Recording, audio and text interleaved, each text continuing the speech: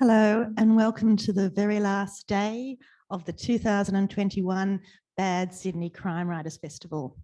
For those who don't know me, my name's Suzanne Leal. I'm the author of 3 novels, most recently The Deceptions and The Teacher's Secret. I'm so very delighted to be here in conversation today with Brandi and Lyn Yeowart in our session Through the Eyes of a Child. Look, I think I've seen some familiar faces. So I think people have been around, a lot of people in another couple of days. It's been terrific, I think, to be in person, hasn't it? I've sort of been waking up with a spring in my step to actually see people and to listen to people talking. So look, thank you for braving the weather today and being here in what's going to be a terrific session. I'd also like to welcome those on Zoom. And we've had a number of people throughout the festival who have joined us online, which has really made it accessible for so many people across Australia. So although we're a Sydney Crime Writers Festival and I'm on the board, we are having a more national reach, which has been terrific. I'd also like to welcome those who are watching again via Zoom, but courtesy of their local library, either at the library or at home. We are, of course, as you know, on Gadigal land of the Eora Nation, and I pay my respects to elders past and present. Before I introduce my guests to you, and I'm champing to do it, there's a few housekeeping notes. You can probably tell them to me. As you've seen, we are following COVID protocols. All double vaxxed, all checked in with QR codes. Masks are on. Thank you for those with some colourful ones. It's very nice to see pink and white from here on the stage. And those masks are on except when eating and drinking, or for us when we're speaking. Social distancing means there's restricted numbers in the room. Hand sanitisers available at the door. And if you feel suddenly unwell, please let people on the door know. Phone, you know, is muted, and please take photographs, just not with a flash, and we'd prefer it if you didn't record the session. We would love you to share on social media, and you would know that the handles are at Bad Sydney, Crime Sydney or hashtag Bad Crime Sydney. And we'll have time for questions at the end of the session, so have them ready, both everybody before us and those on Zoom, and you can use either the chat or the Q&A function for our Zoom guests. But now to our guests. Lyn Yeowart is a professional writer and editor. Her acclaimed debut novel, The Silent Listener, was longlisted for the ARA Historical Novel Prize and is loosely based on events from her childhood growing up in rural Victoria. She's now working on her second novel. Lyn is joining us from Melbourne, but in person here on stage. Really lovely to have you up here. Welcome to you, Lyn. Thank you, Suzanne. Thank you, everybody, for attending, and people on Zoom too. Brandi worked in the justice system, which is of interest to me. I've worked as a criminal lawyer, but then left the system to become a full-time writer. His best-selling first novel, Wimmera, won the British Crime Writers Association debut Dagger and was best debut at the Australian Indie Book Awards. It was shortlisted for the Australian Book Industry Literary Fiction Book of the Year and the Matt Rochelle Award for New Writer of the Year. Mark's second novel, The Rip, was published to critical acclaim in 2019. The Others is his latest book. Welcome to you. Thanks, Suzanne. So today we're going to be focusing on Lyn's book, The Silent Listener, and Mark's book, The Others. In both books, much of the narrative is told through the eyes of a child. For Lyn, it's through 11-year-old Joy. For Mark, it's through the eyes of a 9-year-old boy called Jacob. 11. Sorry to correct you. He's 11. Jacob has grown up 2 years before my eyes. So we have something in common between Joy and Jacob in that they are both our 11-year-old protagonists. Thank you. Sorry. Good. No, it's good. I have a 10-year-old and she would be mortified to be called 9. And I don't know what it would be for an 11-year-old. So please, you've been a great advocate for Jacob, and I'm pleased to see that continue. Lyn, tell me a little bit about Joy and her family to set the scene for those who haven't read The Silent Listener. Okay, so as Suzanne said, Joy is 11. And she lives on a farm, a lot of similarities to Jacob in some respects. She lives on a farm that's quite remote in a fictional town somewhere in Victoria, And it's a fairly grim setting because there's a lot of rain and a lot of mud.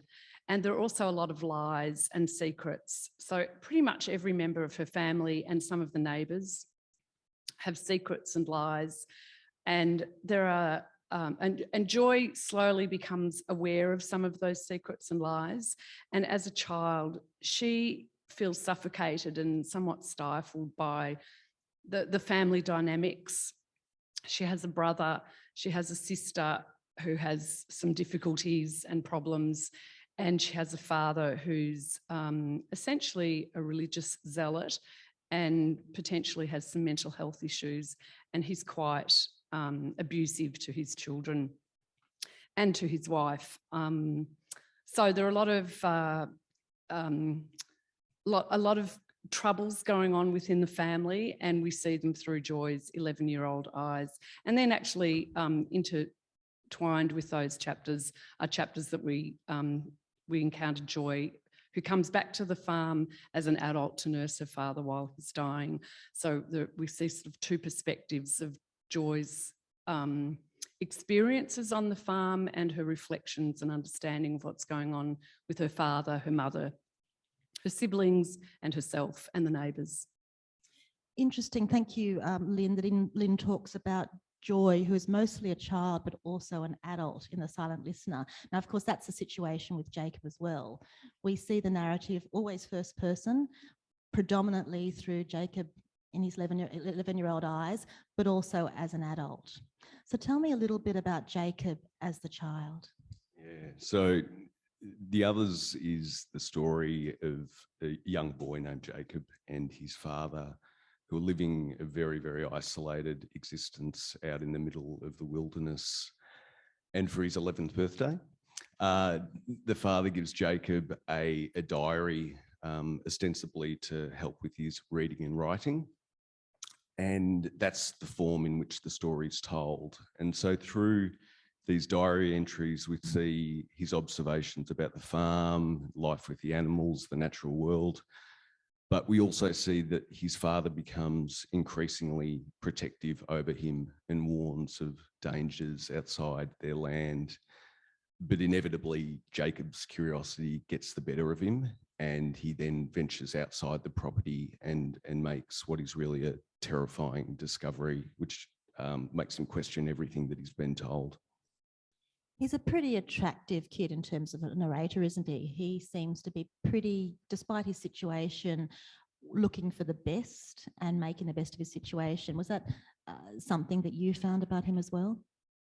Yeah, like it's funny, like my books, for those who have read the Rip and Wimmera, I tend to veer into the darker aspects of humanity. So you know you're not in for an easy ride, I think, when you pick up my books. But you know, life on the farm for Jacob and his father is really, really tough, and there is a lot of darkness there. But one of the things that really attracted me to his story and to that voice of the child is the kind of beauty and innocence that a child will still see in the world and will search for. And I guess that was really part of the drive for writing the book, was this question around nature versus nurture, and to what extent our early childhood experiences shape us then as adults. And so Jacob's faced with this, you know, really difficult situation, but the question is whether or not he will rise above that, and whether or not in his adult life he'll get past that experience. And when I reflect on my first two books as well, the Rip and Wimmera, I think they dealt with issues of past trauma as well. And I think a lot of crime writing really does, a lot of fiction does for that matter, explore trauma and its permutations. So it was a really compelling voice for me, and I love writing that child's viewpoint. It was tough as well. Like I would say that writing this book was a much more difficult experience than my first two books. So whether or not I'll venture into that viewpoint again, I don't know. Why do you think, looking back, it was so difficult? What was particularly difficult to get the voice right? It wasn't so much the voice. So it was probably because when I started writing it, I didn't know it was going to be a novel at that point. It began as a short story back in 2016. And that was published in Meanjin. And that story was based on some real life experiences from my childhood. Because if I give a little bit of context, I'll just tell the backstory. We were growing up in Western Victoria, and we had a farm on the outskirts of town, and we had sheep on that farm, and we had issues with vermin like foxes and rabbits, etc. And we used to go hunting on the farm, which I had real misgivings about as a kid. Like I loved animals, but I kind of understood why we had to do it. And my dad used to set those kind of steel-jawed traps on the farm. People might remember those. They're pretty horrific things. And on one occasion, he came back from the farm and he said, Mark, come out to the car. And he had the Kingswood parked out front, and we went out there, and there's a little like bundle on the back seat. And he reached in there and took out this young fox. It was like a baby fox, which he'd caught in the trap. And he took it inside. And I was thinking, what the hell's going on here? You know, this is an animal we've tried to kill, and he's taken it home and tending to its leg and looking after it. And I won't give away the rest of that story because it's kind of important to the novel, but it was probably one of my first insights into the kind of complexities and contradictions of my father and also of adulthood as well.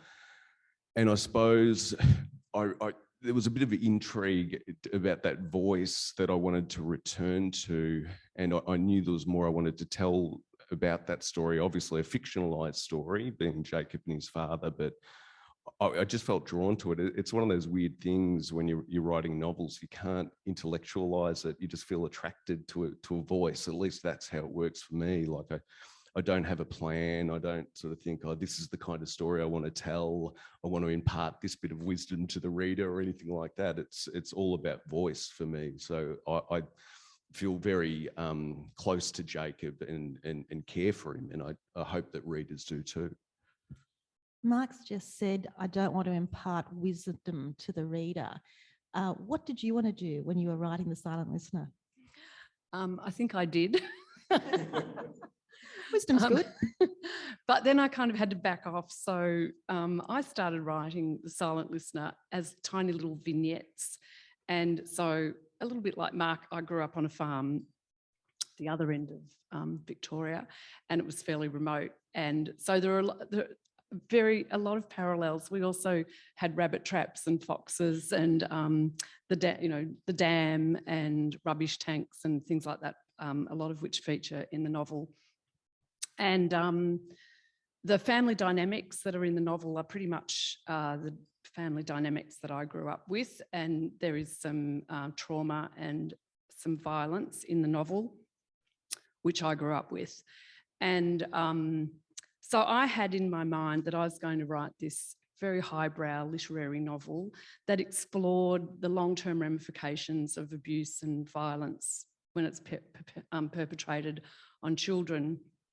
What happens to those people when they grow up?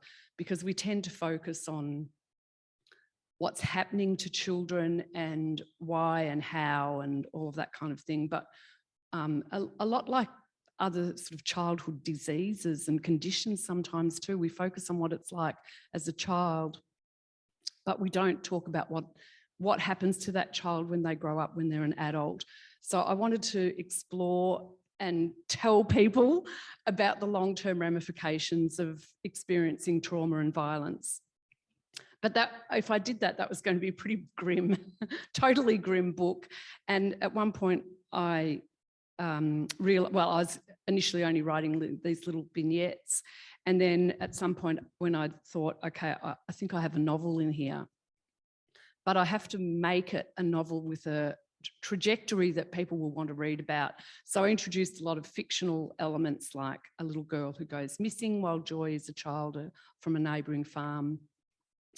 And some other elements that kind of perhaps deepened some of the secrets, made them perhaps a little bit darker, a little bit deeper.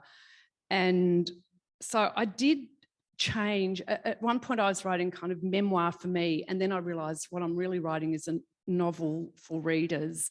So I think I backed off a little bit on the proselytising and decided I have to make this a compelling read for people. And hopefully a little bit of that message might filter through. And it seems from messages and personal contact I've had with a lot of readers, which has just been absolutely mind-blowing and fantastic. A lot of people have resonated with the story. I've had a lot of people, in fact, an incredible number of people come up to me and say, I felt like you were there in my own childhood. Some of these people have been friends of mine. I had no idea that they had similar childhoods. One woman said, I felt like you were a fly on the wall, and I kept on saying, how does she know that this went on in my home? How does she know about this? And so I'm really pleased that that has happened. One friend of mine, her book club did this book, which was wonderful, and she contacted me the day after they had discussed it, and she said, we talked for about 4.5 hours about your book. And she said, one of the older women there said to the group, this is what happened to me when I was a child. She said, I have never told anybody about it, not my husband, not my children, no one. And she said, this book has brought me closure, peace and closure. And she said, and for me as an author, I just thought, right, my job is done. One person's life has changed because of my book for the better. So that was just very moving and incredibly gratifying. Mark, Lyn's just said that she had to learn how, or had to change the book from being a memoir to a novel for readers. Who do you write for? Yeah, I do write for myself principally. When I write and when it's in flow and things are going well, there's nothing else like it. You know, time disappears. There's nothing else I think that I need to be doing or want to be doing when I'm in that space, when I'm writing, and there's nothing else in my life which is like that. And so to be able to do that for a living and to go into these imaginary worlds and hopefully paint a compelling picture for readers is magical. But I think that the reader's there for sure. Like it's in the back of my mind, but first and foremost, it's for me. And with the others, you know, being that child's viewpoint and being for an adult readership was a really tricky thing to write, because you know you've got an 11-year-old kid who's lived this incredibly sheltered existence. So it isn't even your typical 11-year-old kid. He's been homeschooled and he's known no one except his father and very dim memories of his mother. And so one of the challenges in writing it was, how do I make this compelling and give it depth for an adult readership? And so one of the ways that sort of flowed in doing that was the use of illustrations in the text, and also the use of dictionary definitions and encyclopedia definitions. So Jacob only has a couple of books, really, dictionary and a set of encyclopedias, an incomplete series of encyclopedias in his house. So he's trying to grapple with the world and really understand his father better, but understand the outside world. And the way that he tries to do that is through using illustrations and also using definitions from time to time. And that turned out to be a way that I could kind of impart some of the subtext of the story. So Jacob is sensing that something isn't quite right in what his father's telling him. He lacks the sophistication to be able to articulate it, but he knows that something is amiss. And that's expressed in a few key places through his illustrations. So that was a very important tool. But it's always the challenge of writing the child's viewpoint is, you know, you don't want the kid to suddenly become so articulate or precocious that they're almost being a puppet for you and telling the reader something. And that's one of the perils of writing that viewpoint. I mean, the way I see the others in particular, one of the key challenges for me was to have myself as the author recede into the background and have this kind of experience of the reader picking up the book and almost being, believing that it was a diary that they were reading from this child, and entering that world and finding it believable. Because the books that I love, that I'm immersed in, I don't think about the author. I don't think it's the fact that Cormac McCarthy wrote it, or Sophie Laguna wrote it, or whoever. I'm in there inside that world. It's almost like trying to cast a spell, I suppose, on the reader. I mean, we all know it's not real. It's a book, but when it's working, I think you can really make that believable for the reader, and have the book almost presented, in the case of the others, as this artifact of a particular point in time. So I'm not sure if I succeeded in that, but perhaps the readers will know best.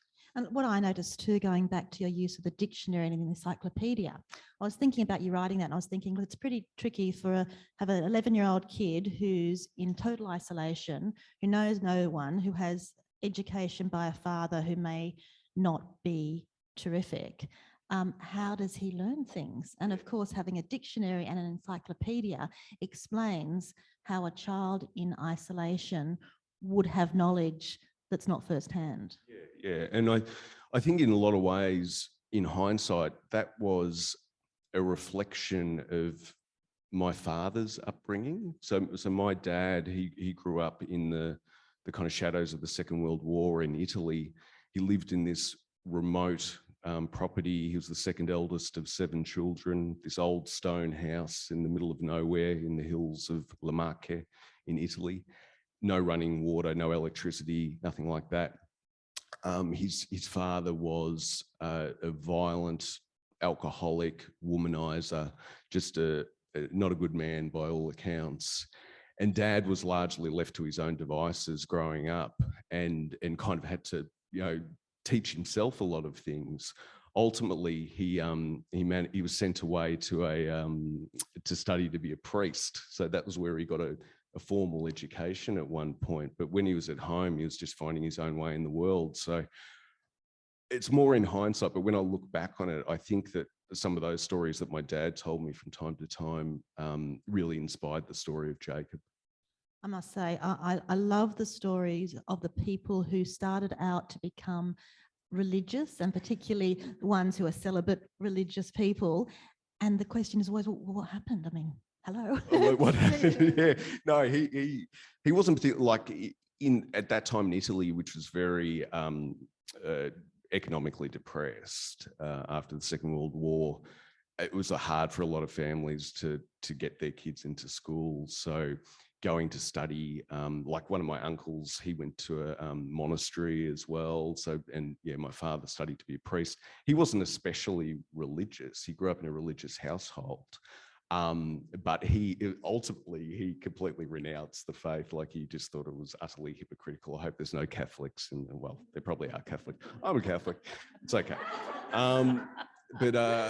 Yeah, so he just wasn't into it at all. But still, he had the benefit of that education. So I think that worked for him in one sense. But no, he was never going to enter the priesthood.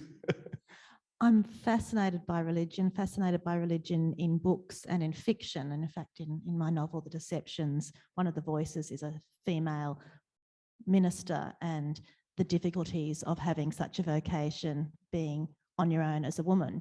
Now, for you, Lyn, there's a large focus on religion, but it really comes from the child's perspective, and it's an austere, difficult religion. Can you tell me about the religion in the novel and also what you grew up with? They're pretty much one and the same. So my father was a religious zealot. He was an elder in our local Presbyterian church, and he was totally convinced that his children were to go to heaven, and the way that he made sure that we did, or that we would, was by constantly reminding us that we were sinners and that we would probably go to hell. And in fact, he said, and the father in the novel also says this, our father told us that he would be the only unhappy person in heaven because his children would be in hell. And I tell you, that is a pretty hard thing to live with as a child, and to feel that you are just never going to be good enough. And it was fairly confronting, a kind of thing to live with. And we had a wall hanging, which features in the novel, hanging over our kitchen table. It's a fairly common poem is completely the wrong word, but it's sort of, I guess, it's kind of like a poem. It's quite common in Christian households. And it said, Christ is the head of this house, the unseen guest at every meal, the silent listener to every conversation. And I think it was supposed to be reassuring, but I tell you what, it's the original Big Brother. And it was just awful thinking that that was the case, that you could never, ever have a conversation or do anything that Christ did not see and hear, and in Joy's mind, report back to her father.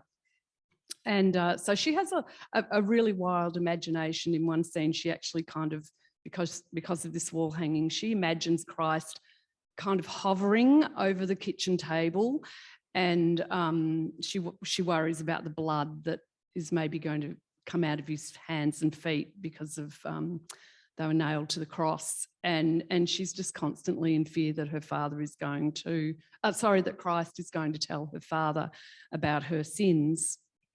And she has these kind of very vivid sort of daydreams about things like going to hell, being caught up in the sort of torrent of Catholics, Jews, heathens, Black people, Chinese people, anybody who wasn't a white Anglo-Saxon Protestant, basically, and preferably the P stood for Presbyterian. All of those people were going to hell, and she was sure she was going to be one of them as well. She imagines these scenes of people being kind of pushed into hell by demons, and a waiting line for people in purgatory. She hears about that Catholics believe in purgatory, and she sort of imagines it's a bit like a waiting room in a railway station, and everyone's just depressed, trapped, and hoping that people will pray for them so they can go to heaven. So I don't know whether Catholics actually believe that, but that's what my father told me, that if Catholics believed in purgatory and that everybody else had to pray long and hard for them to, and if they didn't, they wouldn't get to heaven. I've never actually verified that with Catholics. True. Oh, right, great, thank you. So yeah, it was a weird, I have to say, it was a really weird thing. Everything that we did was coloured by my dad's religious fervour, and in a very mainstream church too. So it wasn't like we were, kind of in some weird cult or anything like that. We're very mainstream, but behind our closed doors, very weird too. One silver lining for me is that I was baptised into the Presbyterian Church, so looks like I'm one of the lucky ones. Yeah, absolutely. You'll be in heaven for sure, Suzanne. I hadn't realised it was unless you're a child of my father's. A very small place to be, it would appear. Mark, you speak of a plague in the others. Is this a plague that you thought of in 2019, or is this something that came to you later? What I'm saying is that does COVID loom in the writing, or is that a coincidence? Coincidence. I don't believe in books being prescient particularly. I just think that was a kind of, unlucky bit of timing, I think, in many respects. I probably draw a stronger connection to, and Lyn and I were talking about this before, Cormac McCarthy's The Road, which is one of my favourite books. And I think, you know, when I was first out doing a bit of publicity for the others, I never wanted to mention The Road because I just felt like a wanker if I was like comparing myself to Cormac McCarthy, because I'm not. Let me make that clear. But it was certainly an influence in the writing of the book, because there is that father-son dynamic there. In that case, it isn't so much a plague, but a post-apocalyptic scenario, which is never quite specified. But I guess the dynamic between the father and the son in The Road is quite different, in that the father is very caring and loving of his son in the most harrowing of circumstances imaginable. And I guess I wanted to subvert that in a way, without giving away any spoilers, which I probably just have, in the others. But it's a different kind of relationship between the father and the son. It's a more complex relationship, I think, in some respects. But it was a weird thing when COVID hit, because I was in the midst of edits at that stage. So it was bizarre, because you're kind of seeing things play out that you've written about in one respect, and I guess what it didn't alter my editing of it, but I probably deepened, I suppose, my understanding that this kind of thing could happen, more or less. Like that, you know, where I grew up, there was people who lived outside of town who were pretty much off the grid. And I don't mean off the grid in, you know, not connected to utilities, but just socially and culturally, they had nothing to do with anyone else. They homeschooled, they were just cut off from the world. And that's real. I mean, that happens. And I think what we've seen play out during the pandemic is the way in which, particularly people who are socially isolated, how certain beliefs can take hold. I think with the pandemic, you know, the impact of social media and the way that people are connecting to news has altered the landscape significantly, and that isn't the case in my book. But yeah, the short answer is it influenced, I guess, the editing of my work, but not the writing of it. It's always an interesting question for writers, now that we've lived in this pandemic era, for the next books. Is your next book set in 2019 or earlier? Is it set during a pandemic, or is it in a world that is a fantasy world where there is no plague or none? Yeah, I always like avoid talking about my next book in case I jinx it, but I can. It's funny because it's always, in a way, easier, I think, for kind of crime-ish writers to write in the past, before the advent of mobile phones and kind of technology, DNA, all that sort of stuff. So yeah, no, my next book isn't post-pandemic, so I don't have to deal with that aspect, fortunately. How about you, Lyn? No, my next book is not post-pandemic either. So definitely, I'm quite conscious of not wanting to have to deal with it quite yet. I think also because it's not as if it's over. We talk about post-COVID era. We're not in a post-COVID era yet. So I'm kind of interested to see if we ever reach that while I'm still alive. And I know this is getting off the topic, but thinking about seeing things through the eyes of a child, I've been wondering about very young children who have no memory of a pre-COVID era, sort of for 4 and 5 year olds maybe, and just sort of where they're at. And, you know, is it bizarre for them to think that people used to wander around without masks and without daily statistics coming out about how many people are ill and how many people have died? I think that's quite a weird thing, weird environment for children to grow up in, certainly one that none of us have experienced. So I think that's going to be, maybe talking about books in the future that are set now through the eyes of a child will be very interesting, I think. Lyn, I'd really like to hear from the silent listener, and I'm hoping you'll do a reading for us. For those in the audience that haven't read the book, it's a terrifically arch book, and I love the narrative, which always hovers between a great shock and a dry, wry humour. So and it's done very well. So congratulations to you, Lyn, and over to you. Okay, thanks, Suzanne. It's lovely words. So this is fairly early on in the book, and it's a section written through from Joy's perspective. I'll just say this is in third person, and I originally started writing it in first person, but it was just, I needed to distance myself from Joy, the child. Okay. She tried so hard to be good so she wouldn't end up like Mark. Their father often had to punish him for all the terrible things he did. On holidays and weekends and after school, Mark had to help their father get the cows up to the dairy, bang in fence posts, mend barbed wire, wash cow muck out of the dairy, fix the windmills, scrub out the troughs, clean and sharpen tools, wash the tractor and the van, carry bales of hay to the cows, load the full milk cans onto the trolley and push it out to the road, where the tanker collected the cans and returned the empty ones. And these were just the jobs Joy knew of.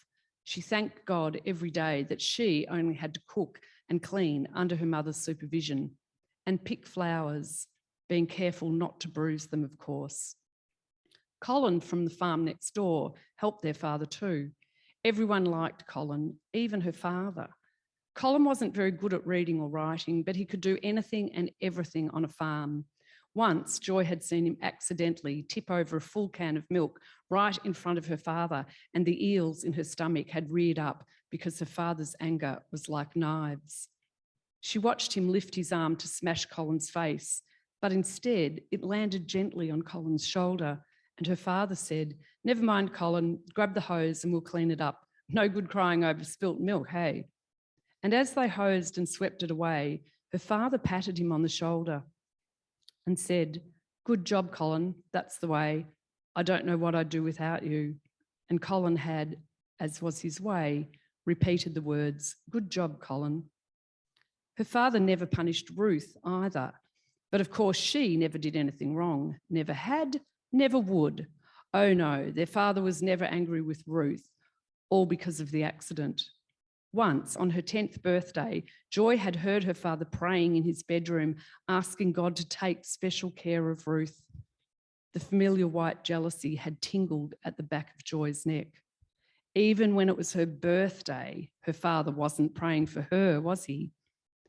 Now, peeling the potatoes, she pushed her red barbed wire annoyance with Ruth down into her stomach where the eels were, and tried to imagine how different things would be if there had been no terrible accident. Poor Ruth, she told herself for the millionth time, trapped in her chair because of the terrible accident. Poor Ruth, trapped in the house, never able to go to school or work or even church because of the terrible accident.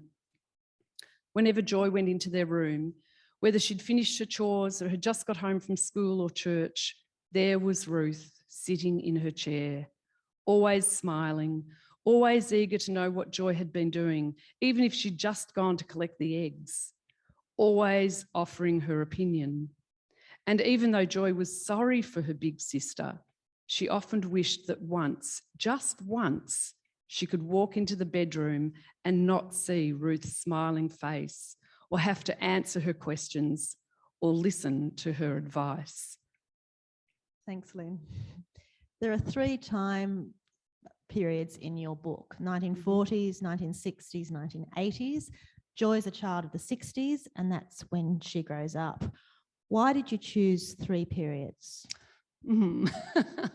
Because I wanted to write a really difficult novel.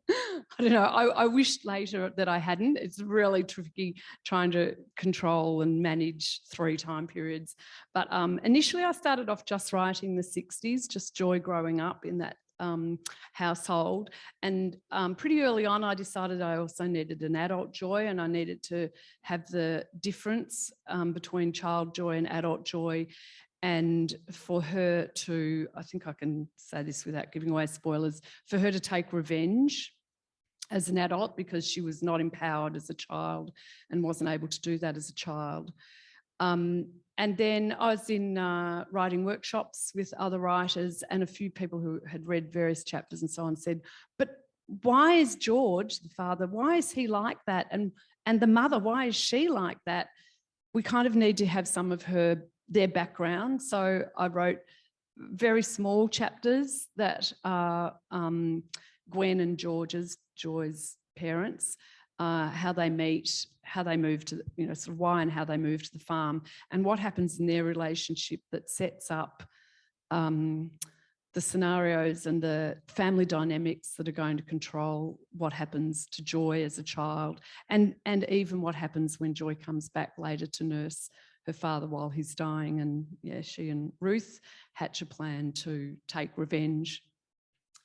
Can I say, those who know me would know that I really like audiobooks. I read a lot of print, but also audio is good when you're on the go, when you're doing washing, when you're doing things. It makes life so much more exciting than it might be. And I have to say, Lyn, I've listened to The Silent Listener on audio, and the narrator's fantastic and really gets those 3 time periods. They may have been tricky to write, but they certainly are very whole, and the voice changes, and it's a really successful mode, I think. Yeah, look, I have to thank Penguin for that. They did a great job, and they actually have 3 narrators. So one for Joy as a child and an adult, same woman, one for Gwen, the mother, and then one for the cop Shepherd, who comes in to investigate some mysterious events. Mark, I'd love to hear a bit from the others as well. There's a short section which really had me curious as to what exactly was going to be happening. I'll just preface this with saying there's a couple of the dictionary definitions in this passage, so they'll make sense, hopefully, when you hear them.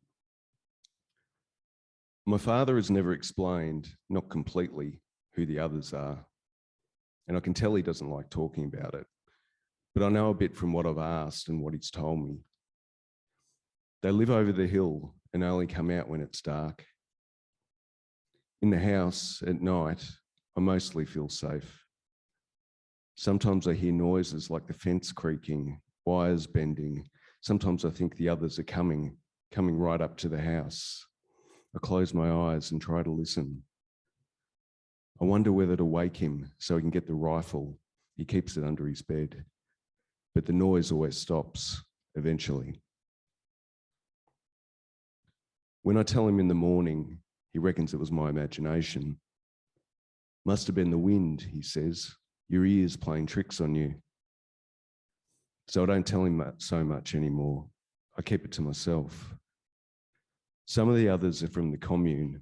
The commune is where my father and my mother went after the town, the place he doesn't like talking about very much. He says people in the town had the plague, so they had to leave. The commune was like the town, only smaller. But things went wrong at the commune, and he says some of the people there got the plague too. He and my mother used to talk about the commune. I can't remember them talking about it, but he's told me. He told me they had to leave. He said he didn't like their vision at the commune, but my mother disagreed. Vision, imaginative planning for the future. There are a lot of different meanings for that word, but I worked it out eventually. That's the right one, I think. Or this one. It's definitely one of these two. Vision, thing or person seen in a dream or trance. It's probably the first one. With the others, I worry about the sheep mostly because they're out there on their own. I worry the others could come and take them away. They're always the first thing I look for in the morning. I open the door and check the sheep are still there. I'm not allowed out too much on my own, mostly just with my father when we're working on the farm or getting wood. He doesn't like me out on my own, just in case the others see me. Where did the idea of the others come from? Yeah, that's a $1 million question. You know, I could try to intellectualize it and say it's about difference, and certainly when I was was growing up, we were the only Italian family in the town where I grew up, and I think there was one Greek family that had the fish and chip shop, one Chinese family who had a Chinese restaurant, and that was it. So I always had a feeling of being different, I suppose, from other people, and that sense of otherness. So I think that really infused the writing of this book, because particularly children, you know, they're fearful often of difference. They're fearful of different people, people with different skin color and all that kind of thing. And I experienced that to some extent growing up. And I think that was part of the driver for this book. But in terms of the actual naming of them as the others, that was something which just flowed. I mean, when I was writing the first draft of this book, and I'm inside that viewpoint of Jacob, it's like I see the world through his eyes. You know, I'm there inside that world when I'm writing for those few hours a day. I'll procrastinate beforehand, do all manner of things around the house, but when I go into it, I'm in that world. I'm on the farm there with Jacob. I'm writing in the diary. And so it's almost like being in character for me, day after day while I'm drafting. So I have to stay connected with it that entire time. So that's why I say, like, you know, it was one of the hardest experiences writing this book. I don't like to, you know, sort of, people have very hard jobs. Writing is not a very hard job compared to a lot of things. So it's a great job. But compared to the first couple of books, it certainly took a lot more out of me writing this. If you're in character when you write this sort of book, does that mean that you need to write in silence? Does it mean you need to write without a view? How do you achieve that? Yeah, I've been lucky to have a few residencies over the years, and go to some really great places to work. And I remember going up to Varuna, the National Writers Centre up in Katoomba, which is beautiful, and they look after you there, and you're just focused on writing. You share the space with other writers. They cook your meals. It's wonderful. And I had this studio there, the Eleanor Dark studio, which is outside and faces onto the garden, and it's beautiful, beautiful garden. And I got there and I had to turn the desk against the wall and face against the wall, because I really need almost sensory deprivation to go inside the world of my characters. I don't want to see anything else. I've got like earmuffs that I wear, you know, like those ear protectors. Silencing. Yeah, Silencing. well, no, they're just like a pair I got from Aldi, like that you use, like if you had a jackhammer or something, you know. And I got them actually because there was a neighbour over the road who was doing renovations, and it was incredibly noisy. So I got these earmuffs. And now they're like my good luck charm. So every time I'm writing, I'm in these like hideous grey earmuffs. So yeah, like where I actually write those, like in my loft, I'm lucky to have. It's such a cliche. I've got a loft, you know. I write at a loft, and it's got a nice view. But I don't look at the view. I'm just inside the world of the characters. It doesn't matter where I am, just as long as it's quiet and, you know, nothing too pretty around. And no music. No music, no. How about you, Lyn? Yeah, no, I have music, but only instrumental music. I can't have any music with lyrics, because I'm going to kind of get into the lyrics and I can't do that while I'm trying to write words as well. So I tend to listen to classical music, and I'll have it up fairly loud. And it tends to be upbeat classical music, because I almost find I write in time with the rhythm. So if it's very upbeat and rousing, then my fingers are moving really quickly. So I really like that. But sometimes I write in quiet too. Sometimes I actually kind of forget to put the music on. So I don't have a routine as such, even though lots of people say they really like routines that they get into to write. I don't have one of those. So I do listen to music, but always instrumental, never never with lyrics. We've got about 10 minutes to go and I've monopolised both Mark and Lynn. So it's your turn for questions, and also to our viewers on Zoom, if you'd like to pop a question into either the chat or the question and answer function.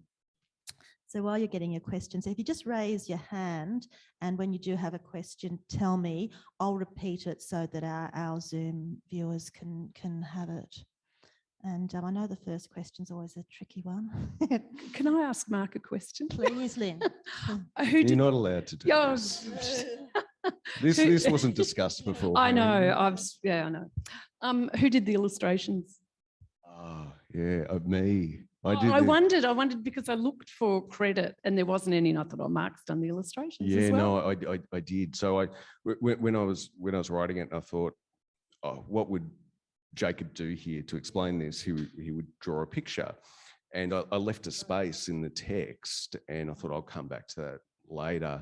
And so when I finished the first draft, it was like midnight or something, and I got out a whole ream of A4 paper, and I was still, because I was in that mindset still of Jacob, like I thought, well, this is how we draw it. And I talked about this the other day on my panel. I never really thought that those pictures would be in the book. Like, I'd never discussed the illustrations with my publisher. They didn't know anything about the book at that stage. And I kind of thought if they did go with it, they'd get someone proper, to do the illustrations. I was thinking maybe they'll get Sean Tan or something, really good. This would be great. All the delusions you have as a writer. And they didn't. They used those pictures, which was terrifying, because I thought, the people have got this insight now into my psyche as well. We get that anyway. You don't need that. That's probably right. But they couldn't have had too professional an illustrator, or the illustrator would have had to do the same thing that you did as a writer, and because they had to be like a child's drawing. So, you're not that good an illustrator, Mark. No. So, it sort of worked out. That's the great tragedy of those illustrations, is that I was actually trying to do good pictures, but they come out like an 11-year-old. They're not. They're really not. I've got the originals if anyone wants to buy them. No, we don't. No. But the great advantage of those illustrations is not only are you an author, you're now an illustrator. So written and illustrated by Mark Brandi. I should increase my royalty rate. I think that this... Danny V, there's a question. So the question is, how do you reset as a writer and a reader when you're living within trauma? Who'd like to start that one, Lynn? I think I'm very lucky to have an incredibly supportive group of friends who are writers, who I can talk to about these kinds of things, and who might be writing about trauma themselves, or even writing comedy, or doing other forms of writing. So we kind of debrief a little bit and not in an earnest, or let's all sit around and debrief, just in terms of let's get together and have a few drinks, or, whatever, or, I don't know, go to the beach or whatever we might do, and just, unwind, but in a group of people where you can talk about your writing and they kind of get it, they get what you're going through. And the other thing for me was that, a couple of things. One, writing about trauma, I found, actually, this is going to sound odd, but I found it incredibly liberating. I think there's something about getting the trauma out of your head and onto paper or onto screen that was really terrific for me. And the other thing I discovered fairly early on while I was writing drafts was that I had to have light and shade. I had to have some happy moments. I'm talking about dictionaries. Joy creates a dictionary. She has this weird relationship with, or lovely relationship with words. So I tried to counterbalance some of the dark with what Joy found, where Joy found happiness and a different way of viewing the world. So I think maybe that works for us as well. We try and find different ways of viewing the world with friends and family, and getting away from the writing sometimes as well. Mark? Yeah, I think Lynn's right. Like, it can be therapeutic in a way to write about that stuff. I suppose I'll try to keep a bit of perspective as well, that you know, like one of my siblings, he's a forensic scientist and he works in disaster victim identification. So he did like the Bali bombing, he did bushfires, like, and I look at that and think that's a traumatic job. You know, writing about this kind of stuff, it's, you know, I mean, I don't find it particularly hard. I would say with time, like from an emotional, psychological perspective, I'd say with time, I've probably become more, if anything, more sensitive to violence and trauma and that kind of thing. I don't know why that is, but I really struggle now with like really violent films and things like that, whereas previously I was okay with it. I'm not sure why that's happened. But in terms of like just balance in my life, just exercise and doing those things while I'm writing, getting outside, walking the dog, all that sort of stuff is always helpful, I think. There's a question here, yes.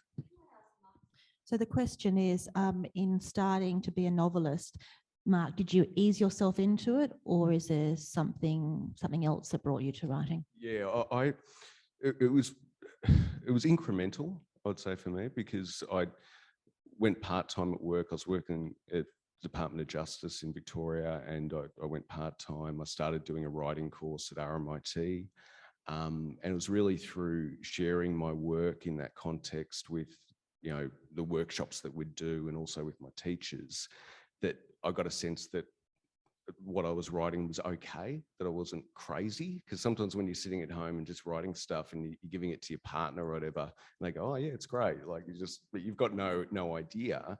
And so sharing it with others, that gave me a bit of confidence to continue. I went into that writing course not thinking that I was going to write a novel. I had no idea what I wanted to do. I just enjoyed writing. And I thought, I'll try different things. I did short story class, I did poetry, corporate writing, all sorts of stuff. But the novel form really drew me in. Like I love the depth that you could go into. And I think that's the wonderful thing about novels. You're just given this luxury of exploring these characters, all their, you know, psychology, all their strange little habits, and you can go into that world, and it's such a privilege to be able to do that. But it wasn't really, I sent, if I can tell like the backstory just quickly, I'd sent WIMRA around to many publishers, agents, etc., and I got some good feedback, but it got rejected pretty much everywhere. I was then lucky to land an agent. It was fantastic, and it went out on submission again. I reworked it. It got rejected everywhere again.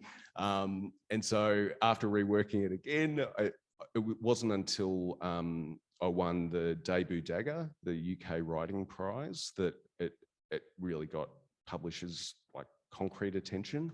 So it's kind of like there's no linear path to becoming a novelist. You talk to any writer, it's different for every single writer. It's not like an apprenticeship you can serve. So I didn't have confidence at the start. It was really a process. And I still don't really have confidence even at this stage. You sit down and write every day and you start to doubt, oh, is this working? Is this crap? Am I wasting my time? I've got like a manuscript that I worked on for a year that I've never shown anyone. So it's just, you know, it's such a confidence game. And from one day to the next, it's different. Do you agree, Lyn? Oh, absolutely. And I love hearing about other writers, when they don't have confidence, and you think someone like Mark surely by now must be confident. But I think it's a daily battle. And I heard someone saying, and I can't remember who it was now, but it was another writer who said, and we all, you know, have this sort of inner critic that keeps saying, oh, you know, this is rubbish. No one will ever want this. No one will ever publish this. And I heard this writer say, if your inner critic was an actual friend, like it was Mark, for example, and every day he said to you, what you're writing's rubbish, why are you doing this, stop this, you'd dump him, right? You'd say, no, I don't need friends like you.